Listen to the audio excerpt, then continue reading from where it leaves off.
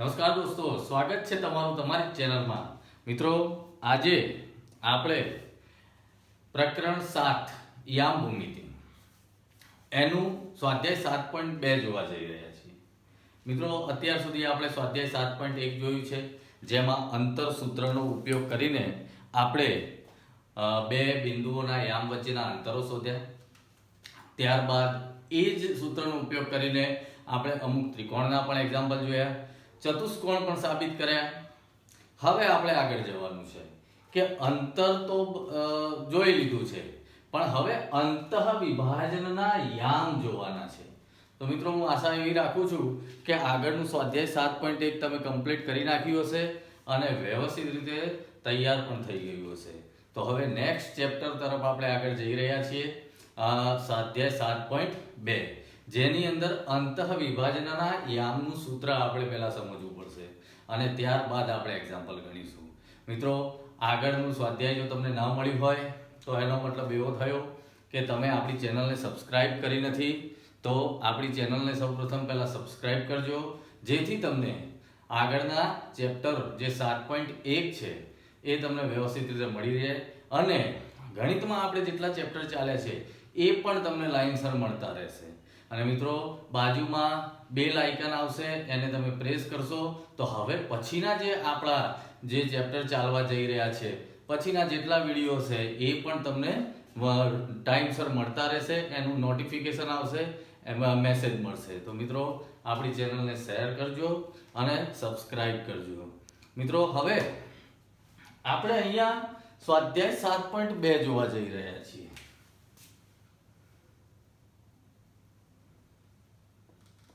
તો સ્વાધ્યાય 7.2 માં અંતઃ વિભાજનના યામ ના સૂત્રની આપણે વાત કરવાની છે. તો સૌ પહેલા સૂત્ર જોતા પહેલા અંતઃ વિભાજન શું છે એ આપણે જોઈએ. તો દાખલા તરીકે કોઈ એક રેખાખંડ આપણે લીધો છે, કોઈ એક રેખાખંડ જેનું A અને B એ અંત્ય બિંદુઓ છે.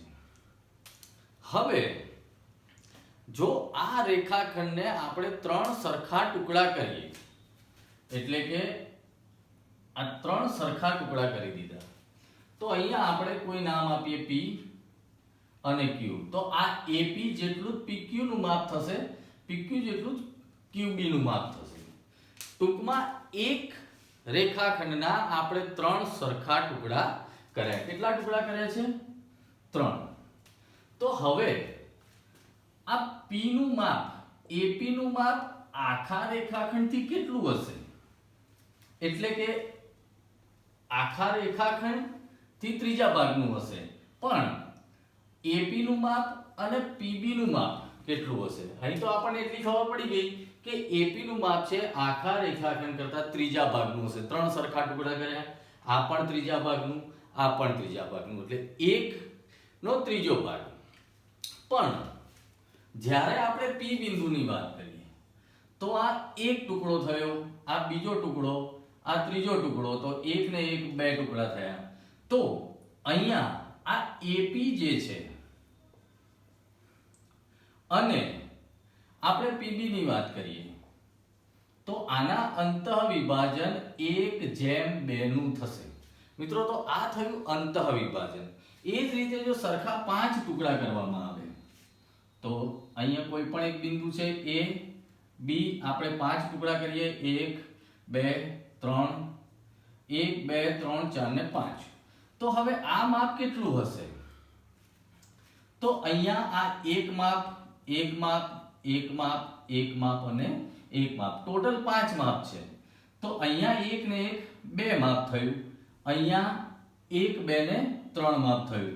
તો એનો મતલબ કોઈ અહીંયા C બિંદુ લઈએ તો એવું લખી શકાય કે AC જેમ CB = 2/3 થાય. તો આ છે અંતઃ વિભાજન. આપણે એક્ઝામ્પલ ગણતા પહેલા થોડું આપણે સમજી લઈએ. આગળ પણ તમે 9મા ધોરણમાં શીખી ગયા છો, પણ કદાચ આપણે ભૂલી ગયા હોઈએ તો અહીંયા આપણને તાજું થઈ જશે. હવે જો ઊંધું લઈએ તો પણ તમને ખબર પડી ગઈ કે CB જેમ AC તો 3/2 થશે. મિત્રો, તો અહીંયા એ જ રીતે આપણે અત્યાર સુધી શું કર્યું? કોઈ એક રેખાખંડ હતો એનું અંતર શોધ્યું, અથવા તો ત્રિકોણ તો AB BC અને AC નું અંતર શોધ્યું, ચતુષ્કોણ હોય તો ચારે બાજુનું અંતર શોધ્યું.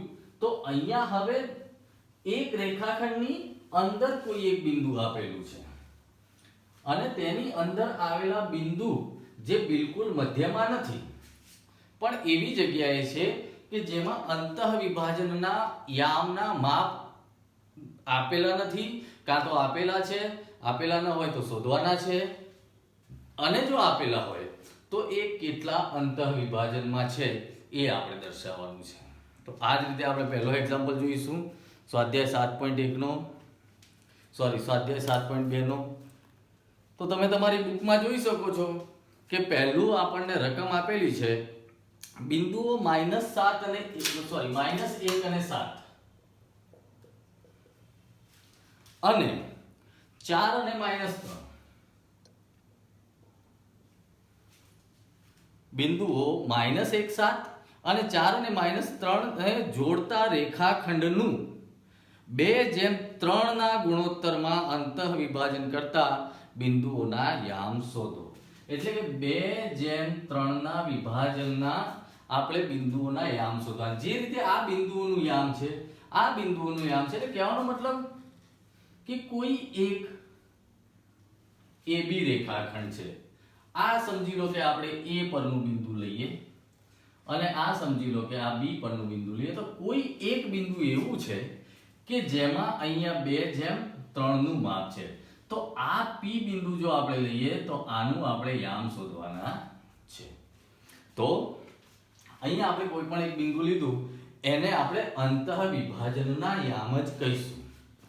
તો હવે બરાબર શાંતિથી આ દાખલો ગણવાનો છે, કારણ કે તમે સૂત્ર જોઈ શકો છો કે m1x2 m2x1 ભાગ્યા m1 m2. એ જ રીતે m1y2 m2y1 ભાગ્યા m1 m2. હવે x1 x2 ને y1 y2 તો આપણને ખબર છે, પણ m1 અને m2 શું છે? તો અહીંયા આપણે દરેક વસ્તુ બતાવી દઈએ કે કઈ વસ્તુ ક્યાં છે, એટલે કે કઈ બિંદુઓના યામને આપણે શું કહેવાય. તો આ તો આપણને ખબર છે, x1 આને y1, x2 y2, અને આ જે જેમ પ્રમાણ જે છે એને m1 અને આને m2 કહીશું. એટલે કે 2 ને આપણે m1 કહીશું, 3 ને આપણે m2 કહીશું. તો મિત્રો હવે આપણે પહેલા સૂત્ર લખીશું કે અંતઃવિભાજનના યામ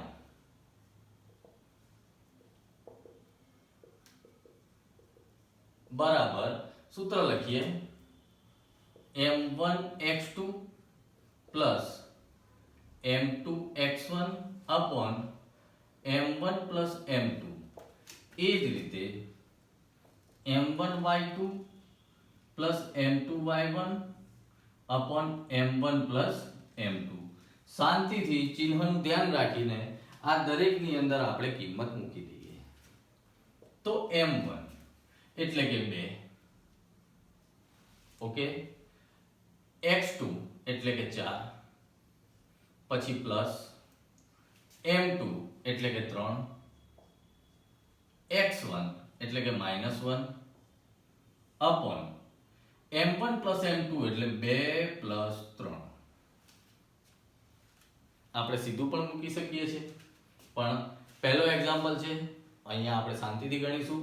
ખાસ કરીને ઉપરના કાઉન્સ જે છે એ સૌ પહેલા ઉતાવળ કર્યા વગર કાઉન્સમાં જ કિંમત મૂકવી, કારણ કે કોઈ માઇનસ હોય તો ચિહ્ન બદલતી વખતે ઉતાવળમાં ભૂલ ના થઈ જાય એટલા માટે. એ જ રીતે m1 એટલે કે 2, y2 એટલે કે -3 પ્લસ m2 એટલે કે 3 અને y1 એટલે કે 7. એ જ રીતે નીચે 2 પ્લસ 3. ચલો હવે આપણે શાંતિથી આનું સાદુરૂપ આપી દઈએ એટલે આપણો આન્સર આવી જાય 4 દુ 8 પ્લસ માઇનસ -3 એકા 3 છેદમાં 3 ને 2 5. ઓકે, હવે અહીંયા 3 દુ 6 એટલે કે -6 પ્લસ 7 તરી 21 ભાગ્યા 5. હવે અહીંયા 8 માંથી 3 ગયા એટલે 5 ભાગ્યા 5 અને એ જ રીતે 21 માંથી 6 ગયા એટલે 15 ભાગ્યા 5. તો અહીંયા 5 5 ઉડી ગયા એટલે 1 મળે છે અને 5 તરી 15 એટલે આપણને 3 મળે છે. તો અંતઃવિભાજનના યામ આપણને મળે છે 1 અને 3. કહેવાનો મતલબ કે જે કોઈ એક રેખાખંડ આપણે લીધો હતો, જેને આપણે a અને b કીધું હતું, અને અહીંયા જે યામ મળ્યા, જે 2:3 ના ગુણોત્તરની અંદરની આપણે વાત કરીએ છીએ, તો અહીંયા જે યામ મળ્યા એટલે 1 અને 3 આપણને મળ્યું છે. બરાબર. તો આ આપણો એક એક્ઝામ્પલ હતો, એક્ઝામ્પલ નંબર 1, જેમાં 2:3 ના ગુણોત્તરમાં વિભાજન કરતા બિંદુઓના આપણે યામ શોધ્યા. બરાબર. હવે આવો જ એક બીજો એક્ઝામ્પલ છે, જેમાં તમને ગુણોત્તર આપ્યો નથી, પણ એક શબ્દનો ઉપયોગ કર્યો છે કે ત્રિભાગ બિંદુઓના યામ શોધો. હવે ત્રિભાગ બિંદુઓના યામ આપણે શોધવાના છે. તો જોઈ લઈએ.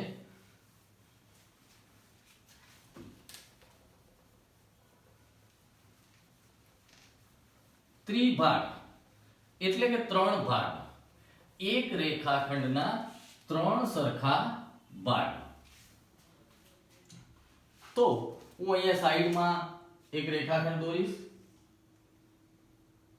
આનું નામ a આપી દઈએ, આનું નામ b આપી દઈએ. ચલો પહેલા આપણે રકમ લખીએ કે બિંદુઓ 4 અને -1, 4 -1 અને -2 -3 ને જોડતા રેખાખંડના ત્રિભાગ બિંદુઓના યામ મેળવો. એટલે સમજો કે આ a છે અને આ b છે. ચલો અહીંયા આપણે લખીએ 4 -1 અને b જે આપણને આપેલું છે -2 -3. ઓકે. હવે ત્રિભાગ એટલે આપણે વાત કરી 3 સરખા ભાગ. તો 3 સરખા ભાગ, તો આપણે આને p નામ આપી દઈએ અને આને q નામ આપી દઈએ. તો હવે શું કરવાનું છે? બંને બિંદુઓના યામ આપણે શોધવાના છે. અહીંયા કોઈ ગુણોત્તર પ્રમાણ છે નહીં, પણ ત્રિભાગ કીધો એટલે હવે આપણે જો p બિંદુનું યામ શોધવું હોય તો આ થયો એક ભાગ અને આ થયો બે ભાગ. આપણે હમણાં સમજ્યા એ પ્રમાણે 1 1 અને 1, તો આ પાર્ટ થયો 1 અને આટલો પાર્ટ થયો 2 ભાગ, કારણ કે 1 ને 1 2. એટલે કે AP જેમ PB. આમાં એવું થયું કે AP જેમ PB બરાબર 1:2.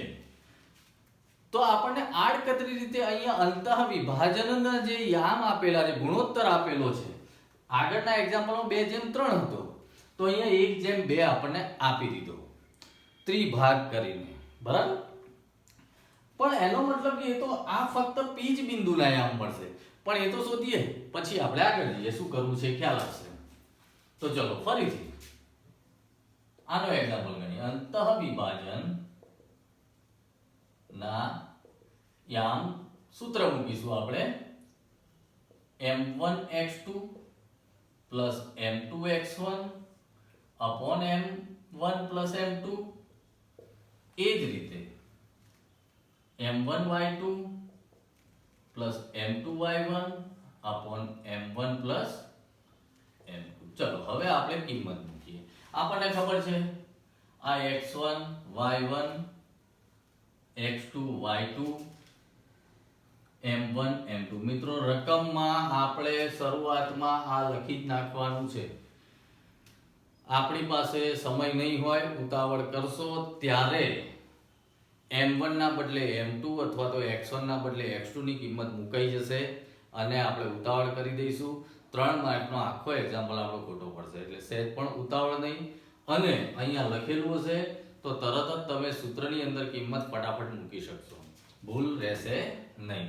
ચલો તો m1 એટલે કે 1, x2 -2 પ્લસ m2 એટલે કે 2 અને x1 એટલે કે 4 છેદમાં 1 + 2. એ જ રીતે m1 એટલે કે 1, y2 -3, m2 2 અને y1 -1 upon 1 + 2. ચલો હવે આપણે ચિહ્નને ધ્યાનમાં રાખીને જ્યાં ગુણાકાર થતો હોય ત્યાં કરી દઈશું. તો 2 એકા 2 પણ કેવા -2 પ્લસ 4 દુ 8 છેદમાં 3. ઓકે, એ જ રીતે -3 અને પ્લસ માઇનસ -2 એકા 2 છેદમાં 3. હવે અહીંયા જવાબ આવ્યો છે આપણો 6/3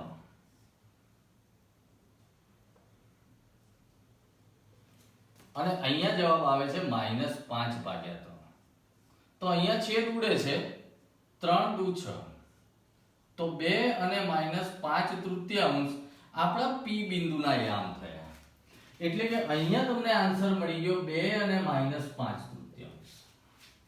ઓકે, તો અહીંયા જ્યારે 2 અને -5/3 આપણને આન્સર મળી ગયો.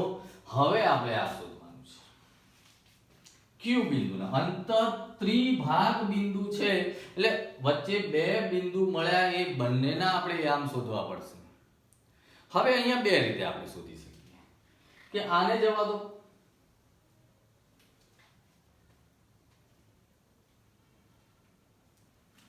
હવે આપણે આમ પણ કરી શકીએ ને કે આ બે ભાગ અને આ એક ભાગ. તો ફરીથી આપણે એક્ઝામ્પલ ગણી શકીએ અને 2/1 ઉલટાવી નાખીને આવો આપણે એક્ઝામ્પલ ગણીએ. પણ સીધી રીત પણ છે એક, જો આપણને સમજણ પડી જાય તો, એટલે કે એને સમજવું પડે.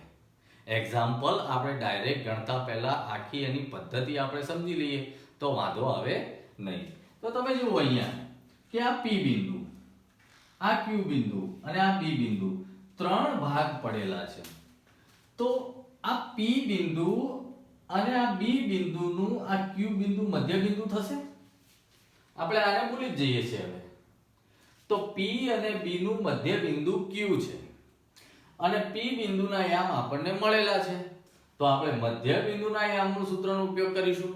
તો એક્ઝામ્પલમાં મોટું સૂત્રનો ઉપયોગ કરવો પડશે નહીં અને નોર્મલી આટલામાં જ આપણો આન્સર આવી જશે. તો મધ્ય બિંદુના યામ એકદમ ઈઝી છે, x1 + x2 ભાગ્યા 2 અને y1 + y2 ભાગ્યા 2. તો હવે અહીંયા P બિંદુની વાત, Q બિંદુ, તો અહીંયા લખીએ કે Q એ રેખાખંડ PB નું મધ્ય બિંદુ છે.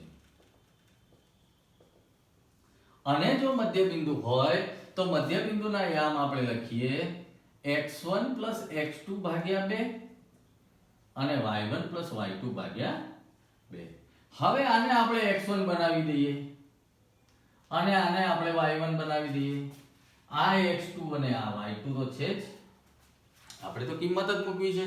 તો x1 એટલે અહીંયા થઈ ગયા 2 પ્લસ x2 એટલે થયા -2 ભાગ્યા 2, y1 એટલે અહીંયા થયા આપણા -5/3 પ્લસ y2 એટલે થયા -3 અને એના ભાગ્યા 2. ઓકે, તો હવે આપણે આગળ જઈએ. તો અહીંયા તમે જુઓ કે 2 પ્લસ માઇનસ -2, 2 - 2 એટલે 0 થઈ ગયું. આ તો 0 થઈ ગયું, આ આખું શું થઈ ગયું? 0. એનો મતલબ કે અહીંયા આપણો આન્સર આવી ગયો 0. હવે આનો ભાગ તો -5/3 પ્લસ માઇનસ -3 ભાગ્યા 2. હવે હું અહીંયા લઉં છું એટલે તમને દેખાય. તો આપણે લસા લેવો પડશે. 3 તરી 9, તો એક બિંદુના યામ તો છે જ 0. અહીંયા થશે -5 -9 ભાગ્યા 3 એના ભાગ્યા 2.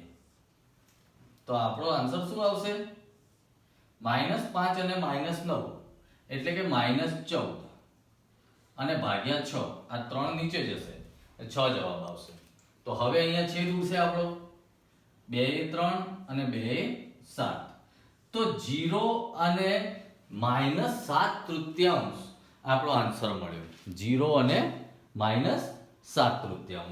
તો આપણા ક્યુ બિંદુના યામ મળ્યા 0 ને -7/3. મિત્રો આ બરાબર ધ્યાનમાં રાખજો. બે સૂત્ર દરેકમાં આવશે. આપણે અંતઃ વિભાજનથી 2:1 પ્રમાણે પણ કરી શકતા હતા, તો પણ તમને આન્સર આ મળવાનો છે. પણ એના માટે તમે જુઓ, આપણે સૂત્ર મોટું મૂકવું પડશે. અહીંયા આપણને ઈઝીલી મળી ગયું છે.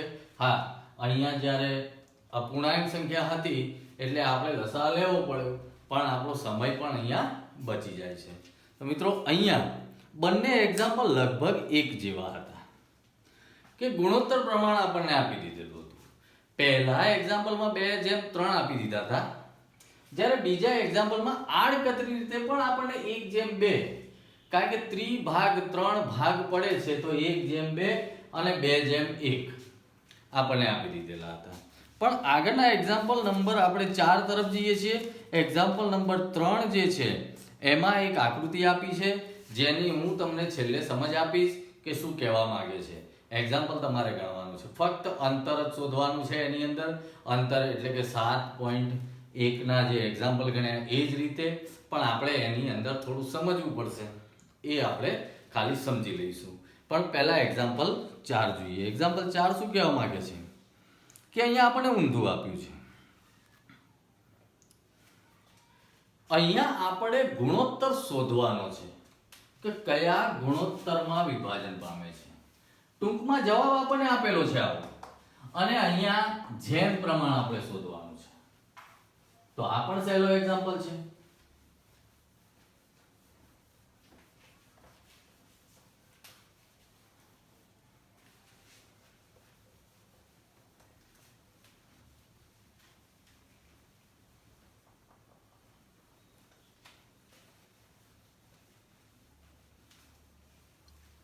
તો જોઈએ શું કહેવા માંગે છે. બિંદુ -1 અને 6, એ બિંદુઓના બિંદુઓ -3, 10 અને 6 - 8 ને કયા રેખાખંડનું જોડતા રેખાખંડનું કયા ગુણોત્તરમાં વિભાજન કરે છે. એટલે કે -3 અને 10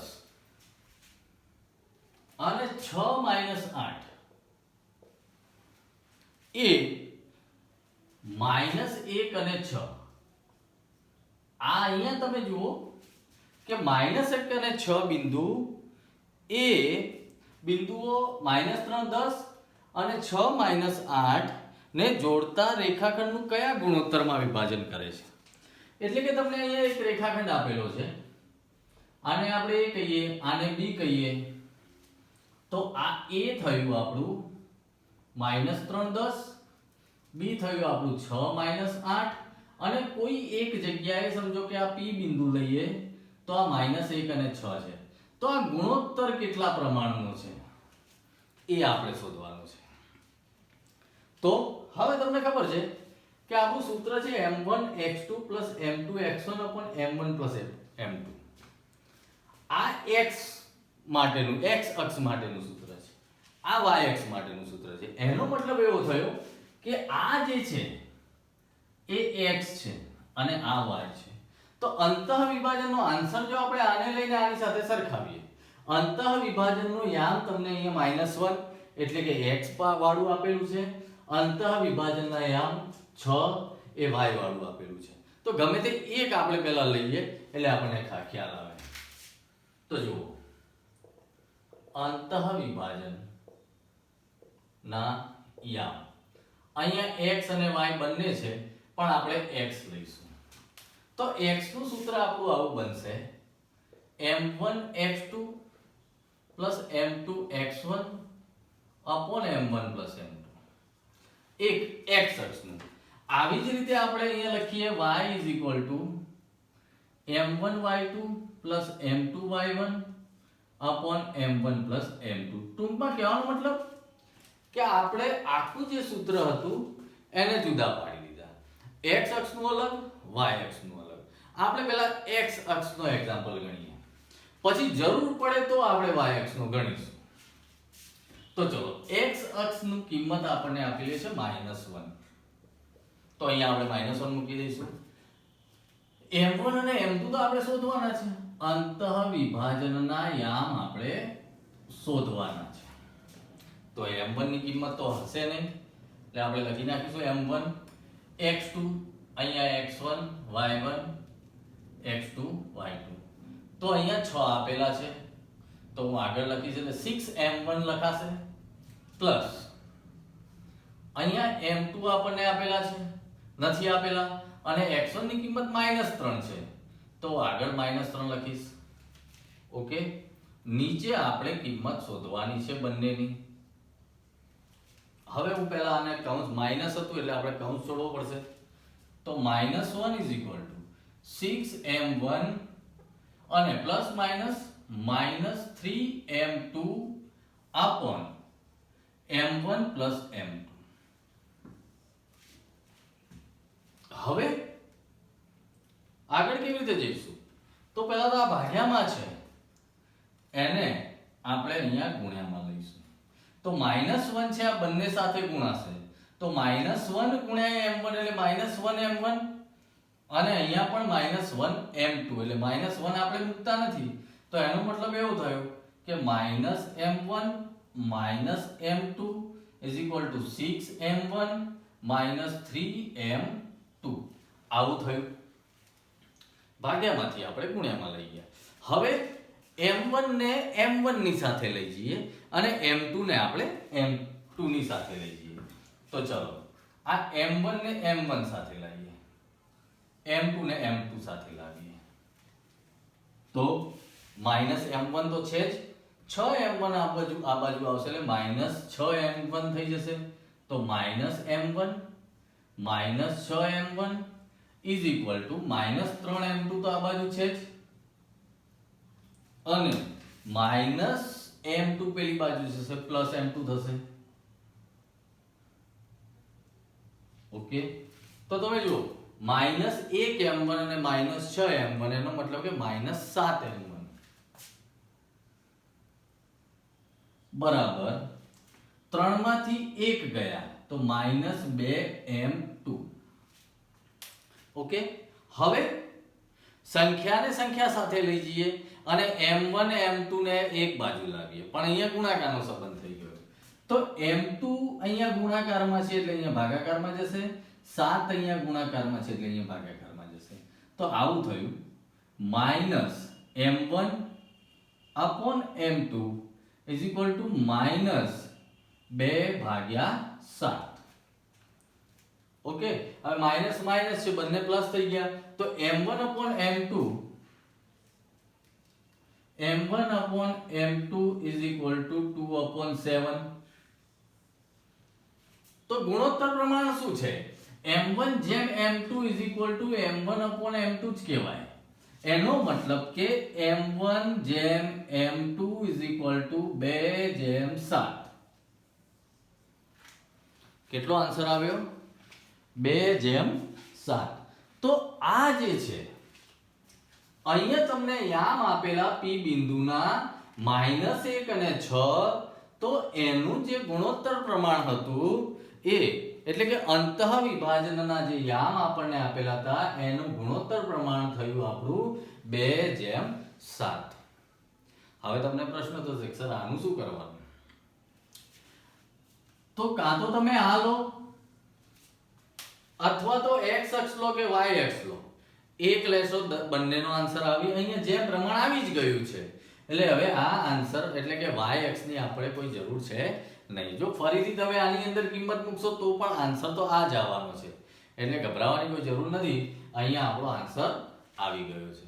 તો મિત્રો આ રીતે તમને જો ગુણોત્તર આપેલા બિંદુ આપેલા હોય તો ગુણોત્તરમાં વિભાજન કરવાનું છે એ પણ આપણને ખ્યાલ આવી જાય. પણ આના પછી એક એક્ઝામ્પલ છે, અહીંયા તમારે ધ્યાન રાખવાનું છે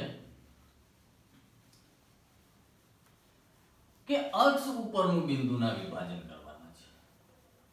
તો આપણે આગળના ચેપ્ટરમાં પણ જોયું કે x અક્ષ ઉપરનું બિંદુ હોય તો એનો મતલબ એવો થયો કે y શૂન્ય હોય, અને જો y અક્ષ પરનું બિંદુ હોય તો એનો મતલબ એવો થયો કે x શૂન્ય મળે.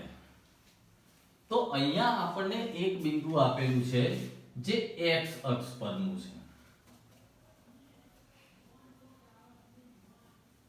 તો એ જોઈએ આપણે.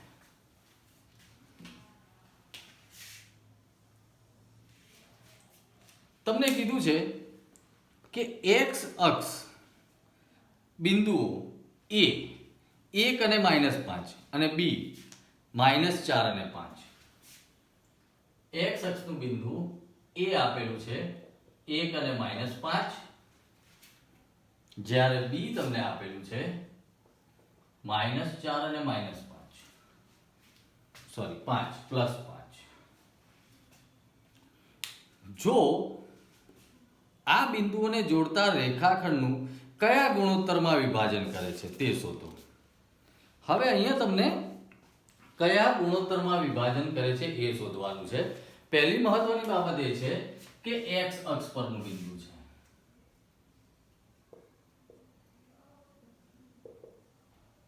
એટલે આપણે સીધું જ અહીંયા તમારે લખી નાખવાનું છે k/1. ઓકે, જો y અક્ષ પરનું બિંદુ હોય તો 1/k, એટલે x અને y. x પર હોય તો x ને k લખવાનું છે અને y હોય તો y ને k લખવાનું છે. તો સૌપ્રથમ આપણે શું કરીશું?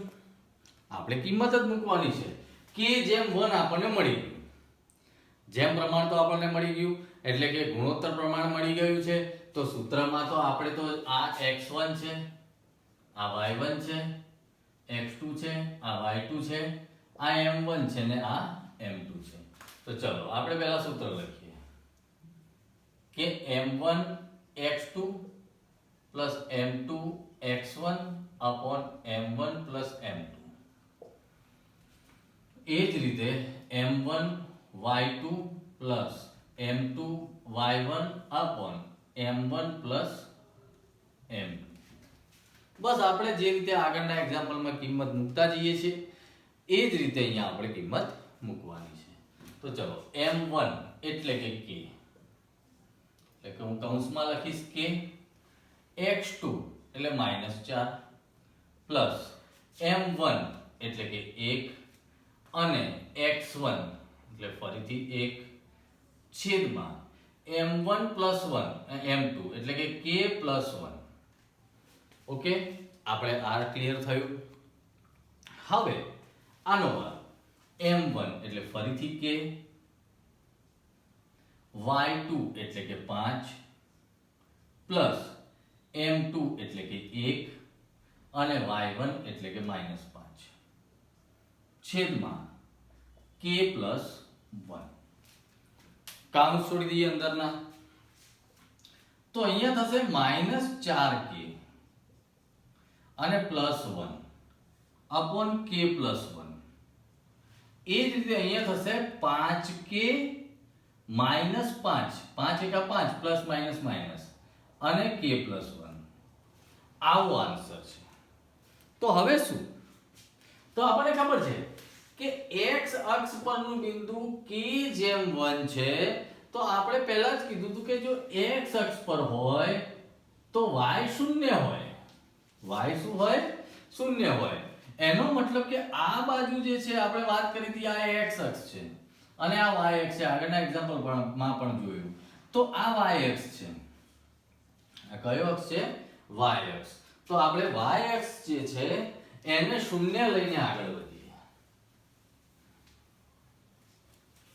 તો તમે જુઓ કે y અક્ષમાં 5k - 5 upon k plus 1, 5k - 5 upon k plus 1 is equal to 0. કારણ કે y અક્ષ તો શૂન્ય છે. આપણે x અક્ષ x અક્ષ આપેલું છે અને y અક્ષ તો શૂન્ય છે. તો હવે આ બંનેને આપણે શૂન્ય સાથે ભાગ્યામાંથી ગુણીશું તો શૂન્ય થશે. તો 5k - 5 is equal to 0 થઈ ગયા. ઓકે, તો હવે 5 ને હું આ બાજુ લઈશ તો 5k is equal to -5 છે, એના બદલે 5 થઈ ગયા. તો k is equal to 5 upon 5. k is equal to આપણો આન્સર મળ્યો 1. k નો આન્સર શું મળ્યો? 1 મળ્યો. તો હવે આપણને k નો આન્સર મળી ગયો. k = 1. તો 1:1 નું પ્રમાણ થયું પહેલી વસ્તુ. હવે હું આની અંદર કિંમત મૂકી દઉં બંનેમાં, તો આપણને જે શોધવાનું છે વાસ્તવમાં, આપણે શું શોધવાનું છે કે હા, કયા ગુણોત્તરમાં વિભાજન કરે છે તે શોધો અને વિભાજન બિંદુના યામ પણ શોધો. તો કયા ગુણોત્તરમાં વિભાજન કરે છે એ તો આપણને મળી ગયું કે k/1 છે એટલે 1/1 મળી ગયું આપણને. હવે કયા બિંદુઓ છે, તો આપણે k ની કિંમત એક અહીંયા મૂકી દઈએ એટલે આપણો આખો આન્સર મળી જાય છે. તો જુઓ અહીંયા 1 મૂકું તો -4 + 1 છેદમાં 1 + 1 એટલે 2. એ જ રીતે અહીંયા 5 × 5 -5 છેદમાં 2. તો અહીંયા થયું -3/2 અને 0. આ તો 5 માંથી 5 જાય એટલે 0. એનો મતલબ કે અંતઃ વિભાજનના જે યામ આપણને મળ્યા એ -3/2 અને 0. અને આપણે કયા ગુણોત્તરમાં વિભાજન કરે છે 1:1 k ની કિંમત આપણે શોધી કાઢી, તો બંને આન્સર ક્લિયર થઈ ગયા. તો મિત્રો આ રીતે અંતઃ વિભાજનના યામ શોધવા માટેનું આપણું અગત્યનું સૂત્ર આ છે. સાથે સાથે મધ્યબિંદુના યામનું સૂત્ર પણ આપણે તૈયાર કરવાનું છે. સૂત્ર જો તમે તૈયાર કરશો તો એક્ઝામ્પલ ગણવામાં આપણને વાંધો આવશે નહીં. તો મિત્રો હું આશા રાખું છું કે આપણે 7.2 ની અંદર જે 4 એક્ઝામ્પલ ગણ્યા છે તે બરાબર તમને સમજણ પડી ગઈ હશે અને તમે વ્યવસ્થિત રીતે ફરીથી આપણો વિડીયો વારંવાર જોઈને પહેલા આખા એક્ઝામ્પલ સમજી લેજો. સમજ્યા પછી જાતે જ ગણવાનો પ્રયત્ન કરજો જેનાથી તમને આવડે. હવે વાત હતી આપણે એક્ઝામ્પલ બીજું, જેની અંદર એક ચિત્ર આપેલું છે. હવે એ ચિત્રની જો આપણે વાત કરીએ તો તમે તમારી બુકમાં જુઓ તો ખ્યાલ આવશે. હું અહીંયા ચિત્ર દોરતો નથી, ફક્ત તમને સમજાવી દઉં છું, કારણ કે એકદમ સહેલું છે. ચિત્ર ઉપરથી તમને ખ્યાલ આવી જશે.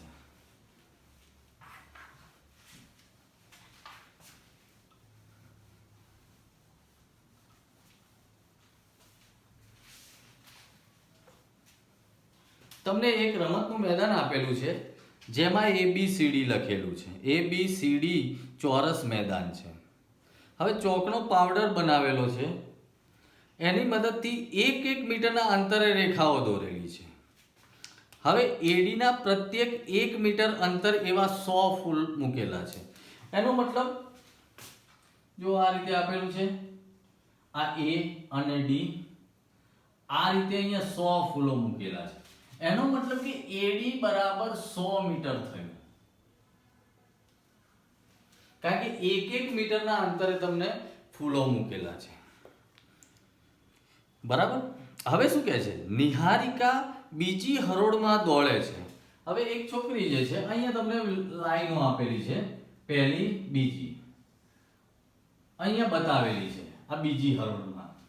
તો નિહારિકા બીજી હરોળમાં દોડે છે અને તેને AD નું 1/4 ભાગનું અંતર કાપેલું છે. એટલે નિહારિકાએ કેટલું અંતર કાપ્યું કે 1/4 AD નું, એટલે કે 100 મીટરનું, એટલે કે 25 ચોક 100. તો નિહારિકાએ 25 મીટર અંતર કાપ્યું. ઓકે, તો આ થયું 25 મીટર. આપણે A બિંદુ લખીએ આને. હવે શું કહે છે, અને ત્યાં લીલો ધ્વજ ફરકાવે છે. પ્રીતિ 8મી હરોળમાં દોડે છે અને તેણે 1/5 જેટલું અંતર કાપ્યું છે. એટલે કે આ 3 4 એમ કરતા કરતા 8. એણે આ B બિંદુ લખીએ અને એણે કેટલું અંતર કાપ્યું છે 1/5. તો પ્રીતિ કેટલું દોડે છે, તો કે 1/5 × 100 એટલે કે 20/50. તો એણે 20 મીટર અંતર કાપ્યું. ઓકે, તો એણે કેટલું અંતર કાપ્યું 20 મીટર અંતર કાપ્યું. હવે તમે જુઓ કે આ થયું 25 મીટર અને આપણે B બિંદુની વાત કરીએ તો 20 મીટર.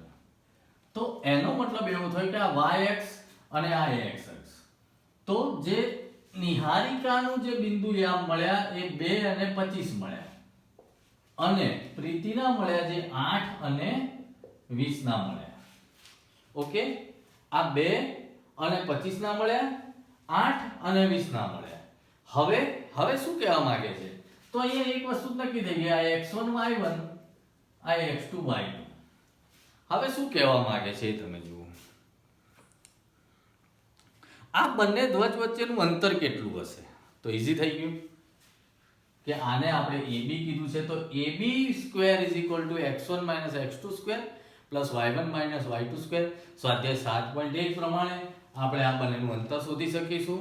પછી શું કહે છે કે જો રશ્મિએ આ બંને ધ્વજને જોડતા રેખાખંડના મધ્ય બિંદુ પર વાદળી ધ્વજ લગાવ્યો.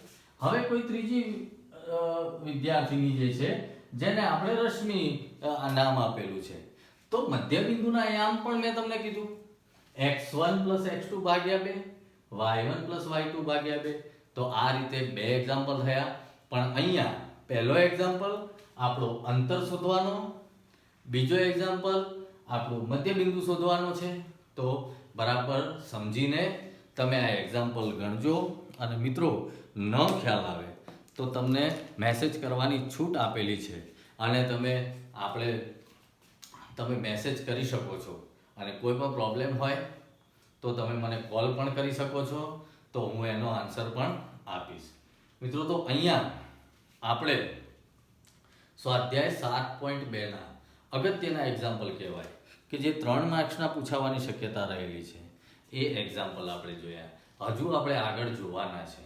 તો ત્યાં સુધી સૌ પહેલાં તો તમે આ 4 એક્ઝામ્પલ આપણે છે, 1 થી 5 એક્ઝામ્પલ જે આપેલા છે સ્વાધ્યાય 7.2 ના, એ વ્યવસ્થિત રીતે ગણજો. આગળના એક્ઝામ્પલ પણ, એના પછીના એક્ઝામ્પલ પણ ગણવાનો પ્રયત્ન કરજો. એવા ને એવા જ છે, સમજાશે તો આવડી જશે. અને ખાસ ઉદાહરણના એક્ઝામ્પલ ખાસ કરજો. તો મિત્રો, હવે આપણે રજા લઈએ છીએ. નેક્સ્ટ સેશનમાં મળીશું. Good bye.